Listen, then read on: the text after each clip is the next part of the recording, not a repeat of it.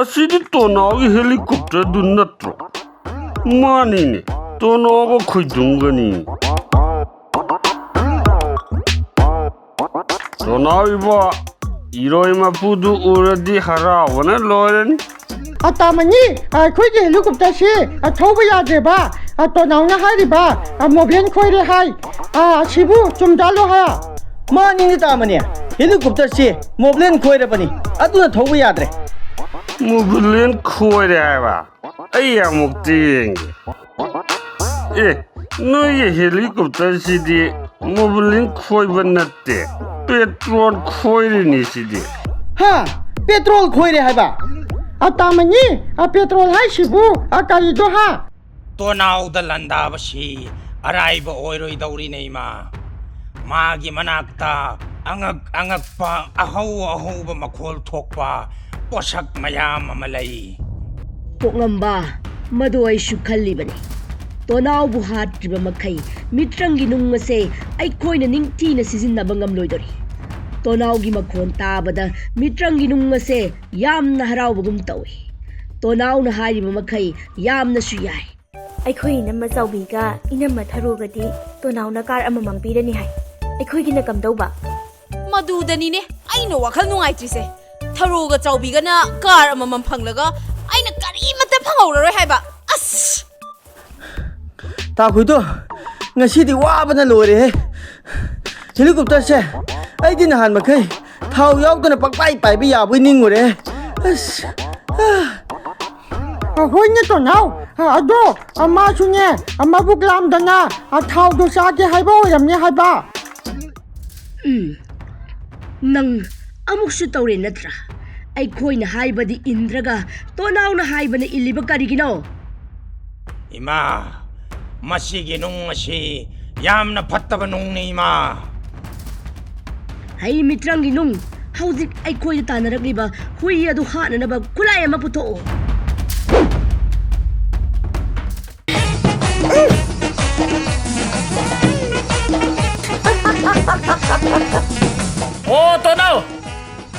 ꯇꯣꯅꯥꯎ!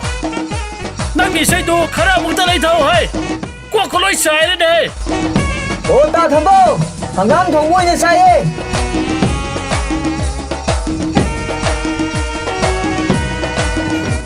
ꯊꯝꯕꯧ, ꯇꯣꯅꯥꯎꯗ ꯃꯥꯒꯤ ꯏꯁꯩꯗꯣ ꯑꯃꯨꯛꯇ ꯃꯨꯠꯊꯠꯂꯣ ꯍꯥꯏꯕꯅꯦ꯫ ꯇꯥꯗ, ꯑꯩ ꯅꯪꯅ ꯍꯥꯏꯔꯤꯗꯨ ꯑꯃꯠꯇ ꯇꯥꯗꯤꯌꯦ! ꯍꯟꯈ꯭ꯔꯁꯨ ꯌꯥꯔꯦꯅꯦ, ꯇꯣꯅꯥꯎꯅꯤꯅꯦ ꯏꯁꯩ ꯈꯣꯡꯂꯤꯗꯣ꯫ ꯅꯪꯕꯨ ꯅꯅꯥꯗꯣ ꯄꯪꯕ꯭ꯔꯥ ꯍꯥꯏꯕ? ꯑꯩ ꯀꯔꯤꯃꯠꯇ ꯇꯥꯗ꯭ꯔꯦ ꯍꯥꯏꯕ! ꯑꯩ ꯆꯥꯛ ꯑꯃꯠꯇ ꯆꯥꯗ꯭ꯔꯤꯅꯦ꯫ ꯇꯣꯅꯥꯎꯗꯨ ꯏꯁꯩ ꯃꯨꯠꯊꯠꯂꯣ ꯍꯥꯏꯔꯒ ꯆꯥꯛ ꯆꯥꯔꯕ꯭ꯔꯥ ꯍꯥꯏꯅꯦ ꯃꯁꯦ꯫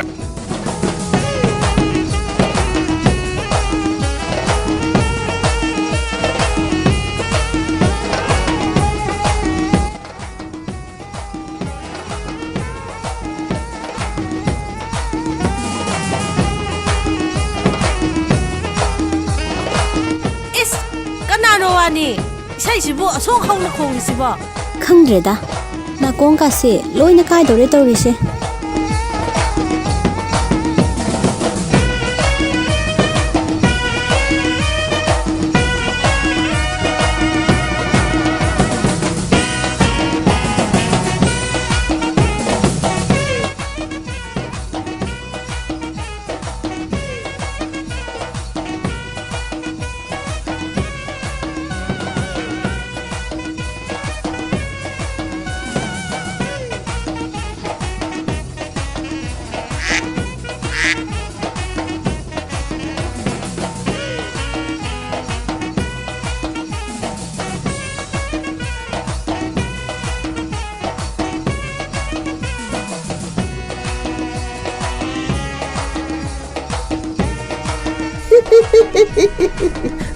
ꯈꯣꯡꯉꯨ, ꯅꯪꯅ ꯀꯟꯅ ꯈꯣꯡꯂꯁꯨ ꯇꯥꯕꯤꯅꯕ ꯀꯅꯥꯝꯇ ꯂꯩꯇꯦ꯫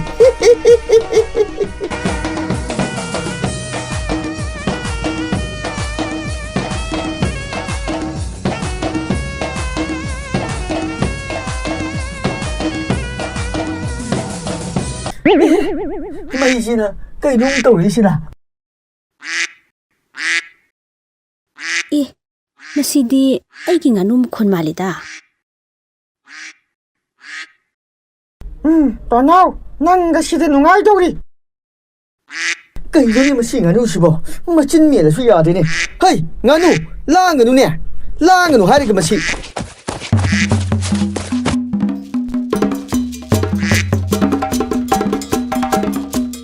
ꯑꯦ ꯃꯁꯤ ꯌꯦꯡꯉꯨꯅꯦꯁꯦ ꯉꯥꯅꯨꯁꯦ ꯀꯌꯥ ꯍꯩꯅ ꯌꯦꯞꯄꯤꯅꯣꯕ ꯁꯦ nganu lori ni na kamai lori no khang deba masa ngamdre khangladi hidak lang thakasi khara pijaba yadro haiba se nangi nganu se ngarang dagi masa on thok ngamdana leirabani aina nungai mandadana laying bigi toromani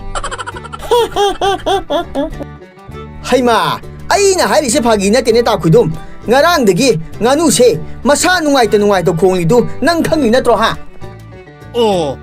ai din han ma kai khang de nang di nganu gi doctor oi ro boire adugi oi ba koi rabani he nganu gi maramda mana khandaba leite se nganu se section na thamu swai daga ne kwacha chalhala kanu mi na ga phagi ni ko se ne he lawro ne se la la la la la la la la la la dao se o tho de ya khi tre da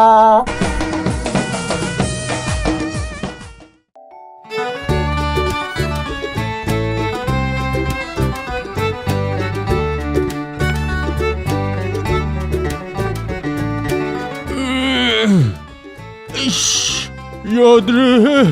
मजी मती भजन Lumii है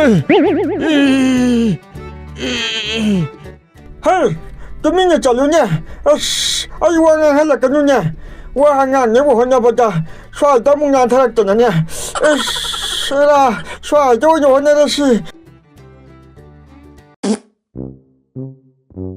swa jidi ishinga mat leite hai ising leiba mafam thirusi ising lagera laiwera ai de swa ja tum hona rani ising yaudrusu unyana khelu ado numidang da hambani ayuk angan ba pungan ngala kan da hamba jidi astandi tali he mashi jabing ngala ga dum lai ne tawri se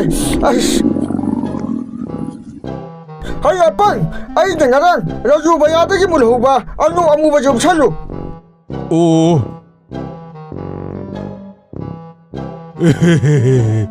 si yauradi loina mangkhre ikai bazu bharani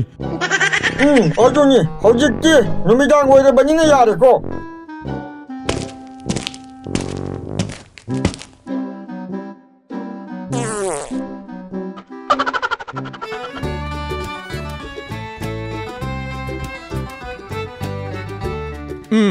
yengun se kaya da ma thong cha dri no haiba mayum da amang sang sagi di haidraga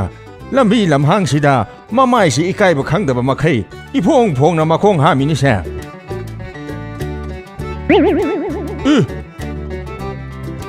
ajida la ajidi puto mbani ne ai khoi da yeng du ne leire tawri je mana sumaina yeng du ne leire di ai di kamaina khong ham dawri ba masih but hanu basisu on thok na matan chatan hek la hai na khoi ani nayum da na khong du ham ge di haidraga kari gi no lambi lamjau sida hami sibo ha na khoi bu na mai do kari mata ikai ba khang dra bro ha Pupu tomba ngasi di nang bagai khoi ta la rồi ya sina khara bhadau mali ikai khang da ba mi gi hidak leiti hai nu ni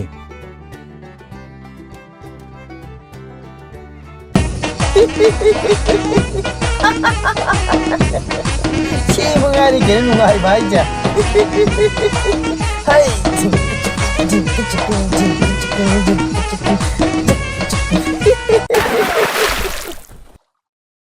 aya ta thamba kari gino nang na ai gi u phade sing hajali do nang gi se ayu sitri na ha oh le kai se nang na pali ne ha no sai ai na khong la no hai to na no on da hai ra ma ba na tro nang na tasil la da na khong na tro ha oh ai nei sai khong ni se ta khudung gi yum ꯅꯣꯏꯒꯤ ꯌꯨꯝꯗ ꯈꯣꯡꯕ ꯅꯠꯇꯦ ꯑꯗꯨꯅ ꯀꯨꯁꯤ ꯅꯪꯅ ꯈꯣꯡꯅꯤꯡꯕꯇ ꯈꯣꯡꯉꯨ ꯍꯥꯏꯕ ꯃꯈꯣꯟꯗꯨꯗꯤ ꯇꯥꯍꯟꯗꯅ ꯈꯣꯡꯉꯨ ꯍꯥꯏꯕꯅꯤꯅꯦ ꯍꯩ ꯑꯄꯪ ꯏꯁꯩꯕꯨ ꯃꯈꯣꯟ ꯇꯥꯗꯅ ꯈꯣꯡꯕ ꯌꯥꯕ꯭ꯔꯣ ꯍꯥ ꯅꯪ ꯑꯩ ꯁꯥꯎꯔꯛꯇꯅꯅꯦ ꯐ꯭ꯂꯥꯏꯌꯤꯡ ꯀꯤꯛꯇ ꯀꯥꯎꯔꯛꯀꯅꯤꯀꯣ ꯅꯪ 이야 플라잉 킥 가이나 năng ngầm mà đi cáu nè năng ngầm mà đi cáu nè ꯑꯣ ꯑꯗꯨꯗꯤ ꯅꯁꯥꯅ ꯌꯥꯔꯕꯅꯤꯅ ꯀꯥꯎꯔꯦꯍꯦ 이야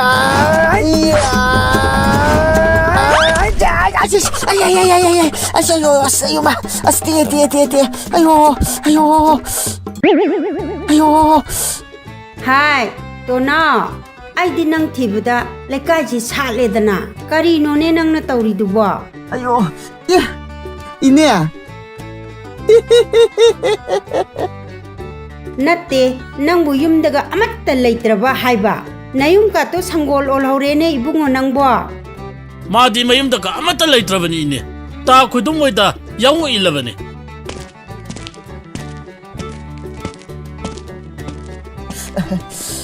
하이다 kuid동 아이코이 이내 라이디 낭보 뭐라가도 아마따 부도로우네 이니 하이바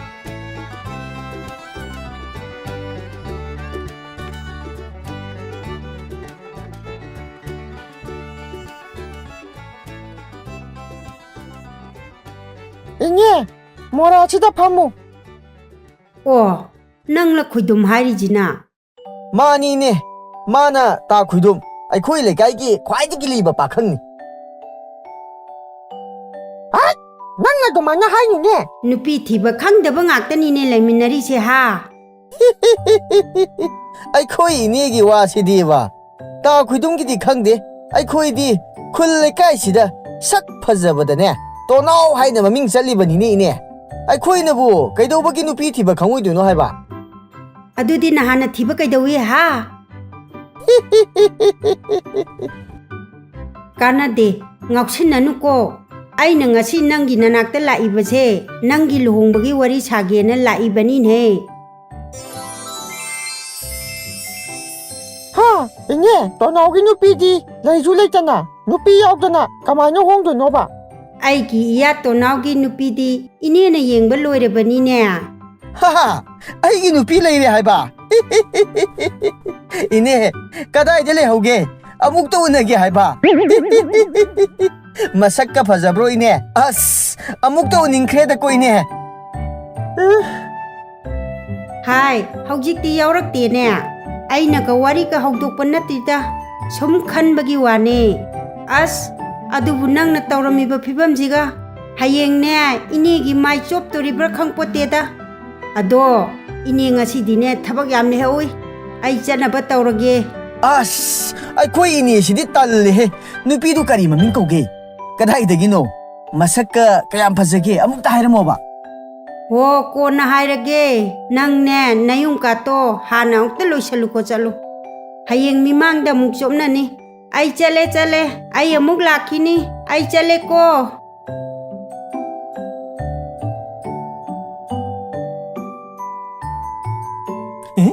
ꯇꯥ ꯈꯨꯏꯗꯨꯝ ꯑꯩꯗꯤ ꯂꯨꯍꯣꯡꯗꯣꯔꯦꯗꯣ ꯑꯦ ꯑꯩ ꯂꯨꯍꯣꯡꯗꯣꯔꯦ ꯍꯥꯏꯔꯒ ꯁꯨꯛꯇꯣꯛꯂꯒ ꯂꯩꯔꯤꯗꯨꯅ ꯀꯩꯗꯧꯔꯒꯦ ꯇꯣꯅꯥꯎ ꯅꯣꯏ ꯏꯅꯦꯗꯣ ꯑꯩꯒꯤꯁꯨ ꯅꯨꯄꯤ ꯑꯃꯠꯇ ꯌꯦꯡꯕꯤꯌꯣꯅ ꯈꯔ ꯑꯃꯨꯛꯇ ꯍꯥꯏꯕꯤꯌꯣꯕ ꯇꯥꯅꯤꯡꯗꯦꯍꯦ ꯇꯥ ꯈꯨꯏꯗꯨꯝ ꯅꯪꯗꯤ ꯅꯨꯄꯤ ꯐꯪꯕ ꯋꯥꯅꯤ ꯍꯥꯏꯕ ꯇꯣꯅꯥꯎ ꯑꯩꯈꯣꯏꯗꯧꯅ ꯁꯛ ꯐꯖꯕꯁꯨ ꯅꯠꯇꯦ ꯁꯦ ꯀꯥꯟꯅꯗꯦꯁꯦ ꯆꯥꯛ ꯇꯨꯝ ꯆꯥꯊꯣꯛꯅꯕ ꯇꯧꯁꯤ ꯑꯩ ꯑꯁ꯭ꯋꯥꯏꯐꯥꯎꯗ ꯆꯠꯂꯨꯈꯤꯒꯦꯀꯣ ला la la la la la la la la la la la Yumban punsi anauba laklani Yumban punsi anauba laklani La la la la la ꯑꯩꯁꯤꯕꯨ ꯁꯛ ꯌꯥꯝꯅ ꯊꯤꯔꯖꯥꯠꯂꯅꯦ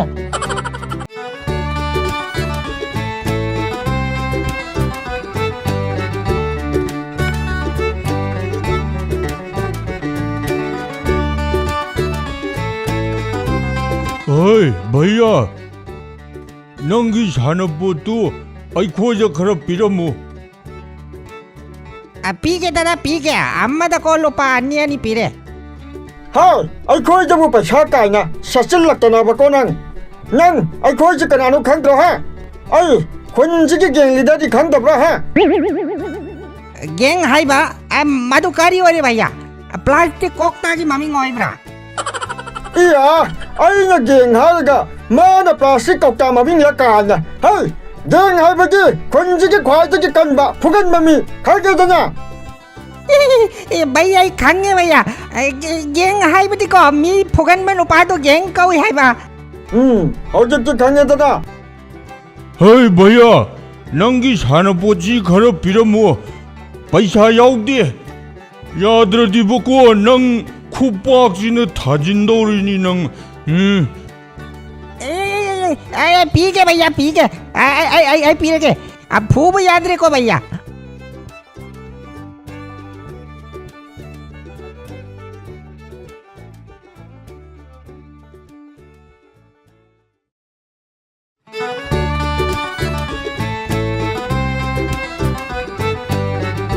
La la la la la la la la na na na na na na na na ꯑꯩꯈꯣꯏ ꯏꯅꯦꯗꯣ ꯉꯁꯤꯁꯨ ꯑꯃꯨꯛ ꯑꯩꯒꯤ ꯂꯨꯍꯣꯡꯕꯒꯤ ꯋꯥꯔꯤ ꯁꯥꯕ ꯂꯥꯛꯀꯅꯤ ꯍꯥꯏꯕꯅꯤꯅꯦ ꯀꯩꯒꯤꯅꯣ ꯈꯪꯗꯦ ꯂꯨꯍꯣꯡꯉꯝꯗꯥꯏꯁꯤꯗꯤꯅꯦ ꯋꯥꯈꯜꯒꯁꯦ ꯄꯪꯅꯨꯡꯗ ꯍꯦꯛ ꯅꯨꯡꯉꯥꯏꯍꯦ ꯉꯥ ꯃꯇꯩ ꯃꯅꯥꯎꯒꯅꯦ ꯏꯔꯣꯏꯕꯒ ꯁꯥꯟꯅꯕꯁꯤꯅ ꯌꯦꯡꯕ ꯅꯨꯡꯉꯥꯏꯈꯠꯂꯛꯏꯕ ꯎꯆꯦꯛ ꯃꯇꯩ ꯃꯅꯥꯎꯒ ꯄꯥꯏꯕꯁꯤꯅꯅꯦ ꯀꯌꯥꯗ ꯅꯨꯡꯁꯤꯔꯦ ꯌꯦꯡꯕꯗ ꯂꯨꯍꯣꯡꯉꯝꯗꯥꯏꯁꯤꯗꯤ ꯋꯥꯈꯜꯁꯦ ꯀꯩꯅꯣꯝꯅꯤꯀꯣ ꯇꯣꯅꯥꯎ ꯑꯣ ꯇꯣꯅꯥꯎ ꯇꯣꯅꯥꯎ ꯀꯣꯛꯄꯤꯛ ꯌꯧꯍꯧꯕ ꯍꯣꯏꯗꯤ ꯑꯅꯣꯛ ꯐꯖꯕꯒ ꯎꯞꯄꯒ ꯂꯝꯕꯤꯗ ꯂꯩꯍꯧꯔꯦ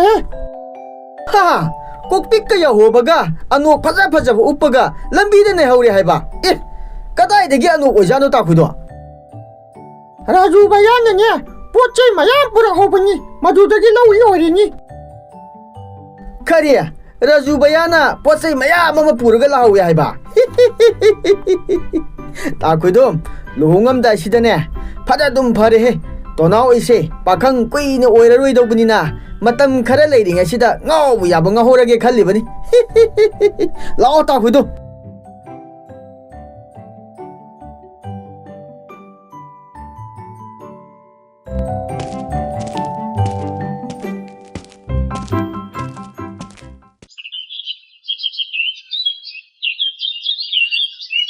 ꯀꯩꯅꯣꯍꯦ ꯍꯟꯗꯛ ꯂꯩꯀꯥꯏꯗ ꯅꯤꯡꯐꯨꯡ ꯉꯥꯡꯅꯔꯤ ꯃꯌꯥꯝꯁꯦ ꯅꯪ ꯀꯩꯝ ꯇꯥꯗꯕ꯭ꯔꯣ ꯅꯨꯃꯤꯗꯥꯡꯗ ꯂꯦꯇ꯭ꯔꯤꯟ ꯆꯪꯕꯗꯅꯦ ꯂꯦꯇ꯭ꯔꯤꯟ ꯃꯅꯨꯡꯗꯒꯤ ꯈꯨꯄꯥꯛꯅ ꯊꯥꯔꯛꯏ ꯍꯥꯏꯔꯤꯁꯦ ꯑꯁ ꯑꯩꯗꯤ ꯑꯊꯥꯃ ꯇꯜꯂꯦꯗꯀꯣ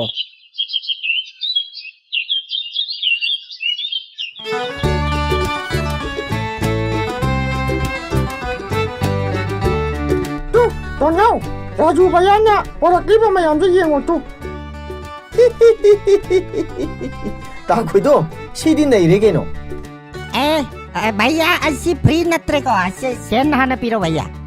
हाय राजू भैया अइने नंगोंदगे फ्री दे लोगे हाइबो नतेने सेन पिरगा लोगदोइनिने अइखोइ ताखुदुम यावरसि नंबु उद्रो ꯑꯩꯗꯤ ꯁꯦꯟ ꯑꯃꯠꯇ ꯌꯥꯎꯗꯦ ꯀꯣ ꯇꯣꯅꯥꯎ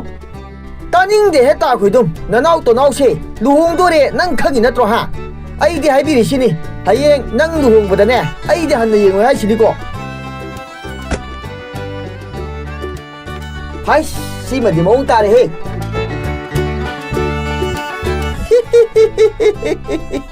ताखुदुम सीना पदो माले हे अनो असौबसिदि मियेंग साना उबा ngамani नुपीना पामिसे मियेंग साना उबा ngam नुपादुनिने ताखुदुम ꯑꯣ ꯑꯅꯣ ꯑꯆꯧꯕ ꯎꯞꯄꯁꯤ ꯅꯨꯄꯤꯅ ꯄꯥꯝꯃꯤ ꯍꯥꯏꯔꯣ ꯇꯣꯅꯥꯎ ꯑꯗꯨ ꯑꯣꯏꯔꯗꯤ ꯑꯩꯁꯨ ꯑꯃ ꯂꯧꯒꯦꯅꯦ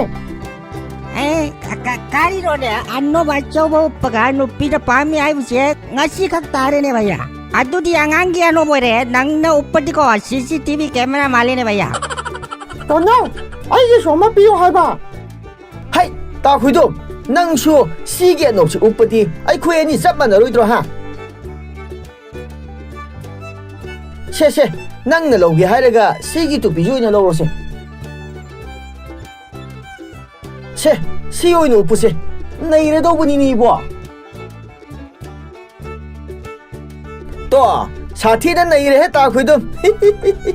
नंगदि लभिंग बुधबु मालिने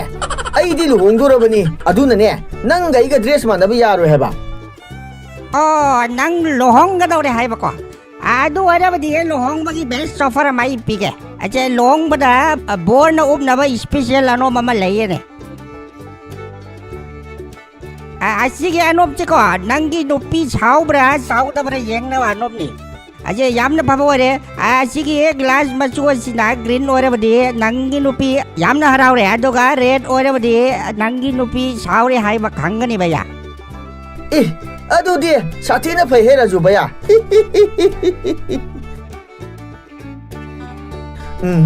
masi madi ai ama lahu da baya tra Raju baya ai gi su ama piyo hai ba ta khudo ai khoi ni mana balau rodi ya roi haraga ai she bor oi ga dori ni ne nang bo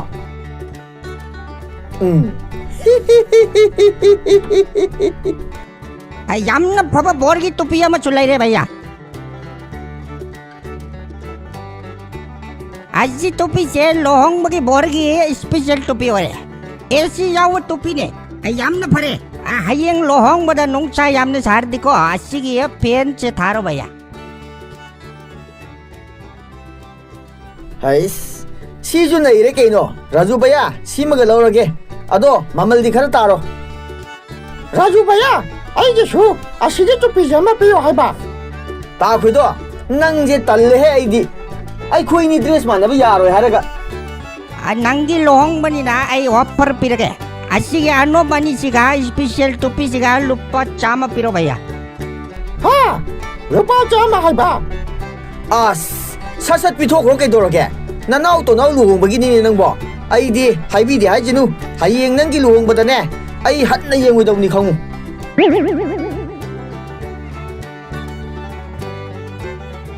ai gi lupa chama hojik yaw de he lupa kuntra ka yawi kari cho kaidre ne bhaiya hayeng lak bada awat badu piro haujik lupa kontra do han piro bhaiya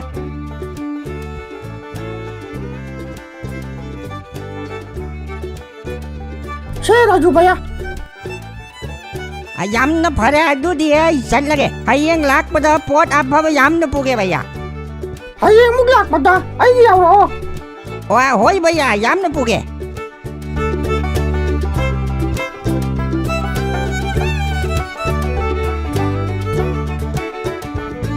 ta khudo lao he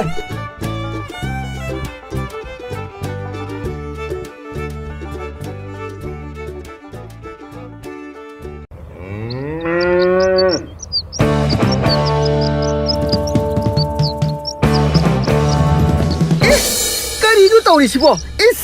he san noi bu chalu ne he noi bu ai gi yum si de natradi santhi do phai ba yadra ba hai ba si chalu ne he noi bo chalu ne he ta khudo ai gi yum sibu ha na sumai na tawbra ne kai na he nang na ngayum da je songai leke nang na leitrabani na sa san mayam je la aga ngayum changbiri ni kai no ta khudo ai khui ni na ne yum se set na na thamu haram bani natte ai je lu hong dora bani nang khang bu na tro ha adu kai dore hai no ngasi hai ba numi sidagi ai gi yum se bor gi yum mal han ga da bani kariya ngasi da ge adu di kana na sendui ba ha iya ta khudo nang leina ai ke do bagi wa dui no ha thabak pha khraba maram mo khraba ta khudum ni ke no ai na mo ai masida tari ba sanchi mayam che a seng bai na moi ko ta khudo hayeng nang gi luhong bada ai na mu mateng pang bi du ni ne nang bu wakhal taw ni ta khudo nang ai na hai ba ya dra di ba hayeng nang gi luhong bada ai han na yeng oi do budi khong ha ai gi luhong ba hai ba ai gi no pisu lai ta na ka dai de gi luhong doi ba ha ta khudo nang nu pi gi di wa ru nu hayeng na nau nu pi do la ga ne ma oi na thian ge ba se sieng ba ho ro hai ba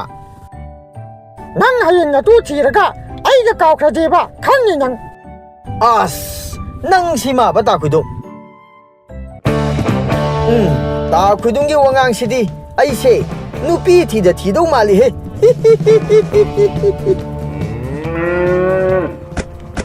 hai masigi sansi mi kaya do sitrino ne se hai salu ne henang masi mi oiro da ba san ne se makok si yaw de ba ai gi yum sibu sula ki type da hai chalu ne he nang di bu thai ne gi ne but masi pan ba do adu ne ne sing salu hai ba ne salu mi nang bo masi